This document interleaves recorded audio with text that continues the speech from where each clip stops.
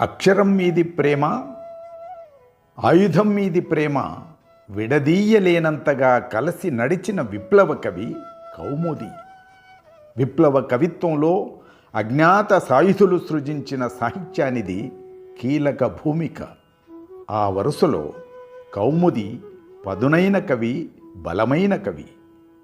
యుద్ధం, కవిత్వం కలిసి ప్రవహించిన మహత్వ జీవితం ప్రతినిధి కౌముది. ప్రధాన స్రవంతి కవులతో, రచయితలతో సరిధీటుగా బలమైన శిల్పంతో విప్లవోద్యమానికి కొత్త సొగసులు అలంకరించి హోరెత్తించాడు.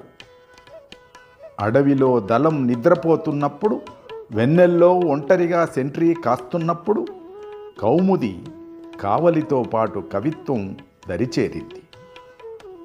పొద్దుటిపూట ఎండపొడ చెట్ల ఆకుల సందుల్లోంచి జారి పెయి మీద చరిచినప్పుడు, అడపా దడపా తుంపర చినుకులు తుళ్ళింత పరిచినప్పుడు ఉప్పొంగిన కవిత్వ నది కౌముది.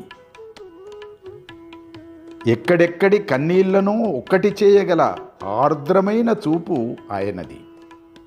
కన్నీళ్ల పరిష్కారం కలలైతే ఆ కలల సాఫల్యం కోసం అహరహం తపించాడు. సాయుధ పోరాటంలో సమరోత్సాహంతో నడిచాడు.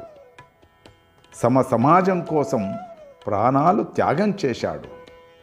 కవనోత్సాహం, సమరోత్సాహం కలగలిసిన అరుదైన కవి, అమరుడైన కవి కౌముది. కౌముది అసలు పేరు సదానందం. కౌముది ఆయన కలం పేరు. వరంగల్ జిల్లా తరాలపల్లె సదానందం జన్మించిన ఊరు. 7వ తరగతిలోనే పేదరికం వల్ల చదువు ఆగిపోయింది. పాన్ షాప్ నడుపుతూ ఇంటర్ పూర్తి చేశాడు. విప్లవ భావోద్వేగాల ప్రేరణతో అజ్ఞాత జీవితంలోకి వెళ్ళాడు. సదానందం పేరు మార్చుకుని కార్మికుల నడుమ అశోక్గా, దళ సభ్యుల నడుమ సాగర్గా, కవుల నడుమ కౌముదిగా ప్రజా ఉద్యమాలు నిర్మించాడు. మెదక్ జిల్లా ఇందుప్రియాల్ దళం నుంచి గుంటూరు జిల్లా విప్లవోద్యమంలోకి విస్తరించాడు. విశాఖపట్నంలో పోలీసులకు చిక్కి అమరుడైనాడు. కౌముది విప్లవ జీవితాన్ని చిత్రిస్తూ రాసిన నవల తెలంగాణ పల్లె ఆయనకు బాగా ప్రాచుర్యం సాధించి పెట్టింది. వివిధ దశల్లో కౌముది రాసిన కవిత్వం సనుబాల ధారగా వెలువడింది. కొన్ని కథలు, మరికొన్ని పాటలు, కొన్ని వ్యాసాలు ఆయన రచించాడు. అటు విప్లవ చరిత్రలో, ఇటు కవిత్వ చరిత్రలో తన స్థానాన్ని ఏర్పరచుకున్నాడు. విప్లవ జీవితం గడుపుతున్నా పల్లె జీవన మూలాలు పరిమళించే కవిత ఆత్మగీతం. ఒకవైపు యుద్ధం, మరొక వైపు మరుపురాని బాల్యం, నడుమ నడుమ ప్రేయసి స్మృతులు, పెనవేసుకుపోయిన కౌముది జీవితం ఆత్మగీతం. ఆత్మగీతం. ఇదే ఆఖరుసారన్నట్టుగా, అప్పుడే పుట్టిన పసికందును ఆప్యాయంగా చూసినట్టు నేను ప్రతిరోజు సూర్యోదయాన్ని చూస్తాను. ఇదే ఆఖరుసారన్నట్టుగా, అప్పుడే పుట్టిన పసికందును ఆప్యాయంగా చూసినట్టు నేను ప్రతిరోజు సూర్యోదయాన్ని చూస్తాను. బహుశా నా చూపుల తాకిడికే తూర్పున సూర్యుడు విచ్చుకుంటున్నాడేమో.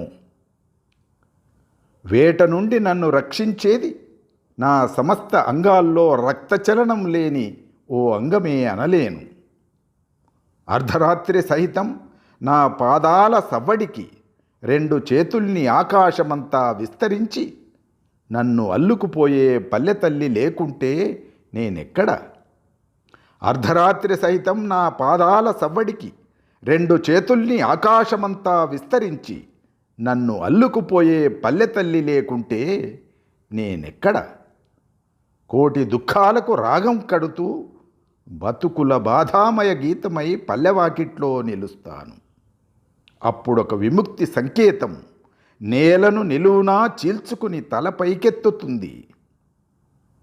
కోటి దుఃఖాలకు రాగం కడుతూ బతుకుల బాధామయ గీతమై పల్లెవాకిట్లో నిలుస్తాను.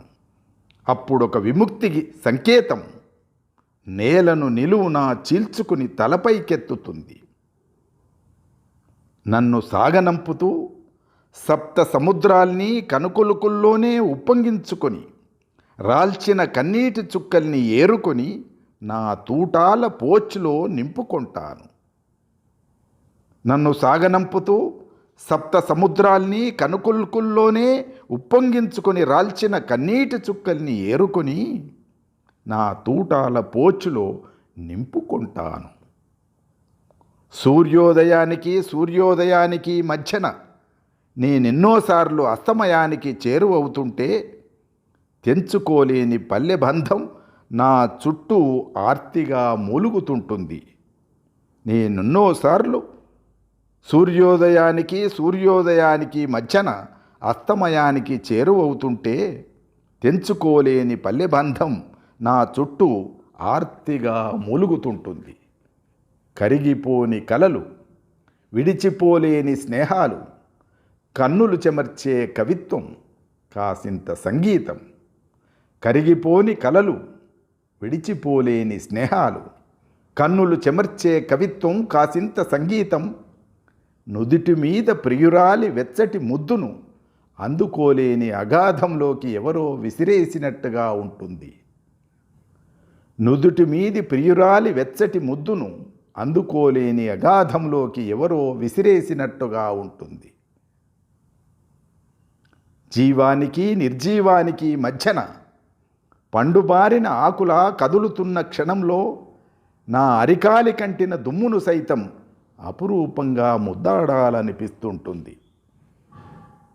జీవానికి నిర్జీవానికి మధ్యన పండుబారిన ఆకులా కదులుతున్న క్షణంలో నా అరికాలి కంటిన దుమ్మును సైతం అపురూపంగా ముద్దాడాలనిపిస్తుంటుంది. క్షణకాలం మృత్యువు చుట్టూరా నిశ్శబ్దాన్ని కుమ్మరించినప్పుడు బతుకు మీద ఆశ నిలువెత్తు ప్రశ్నార్థకమై నన్ను చుట్టేసుకుంటుంది. క్షణకాలం మృత్యువు చుట్టూరా నిశ్శబ్దాన్ని కుమ్మరించినప్పుడు బతుకు మీది ఆశ నిలువెత్తు ప్రశ్నార్థకమై నన్ను చుట్టేసుకుంటుంది. చిన్ననాటి స్మృతులేవో నాలో సెలమనీరులా ఊరుతుంటే అడుగంటిన బావిలా గొంతు తడారిపోతుంటుంది. దోసిళ్లతో ఎత్తుకుందామంటే ఖాళీగా లేని చేతులు యుద్ధం కదా. దోసిళ్లతో ఎత్తుకుందామంటే ఖాళీగా లేని చేతులు యుద్ధం కదా. మనసు మాత్రం గుక్కెడు చనుబాల కోసం పరితపిస్తుంటుంది. యుద్ధం కదా. మనసు మాత్రం గుక్కెడు చనుబాల కోసం పరితపిస్తుంటుంది. చనుబాల కోసం పరితపిస్తుంటుంది.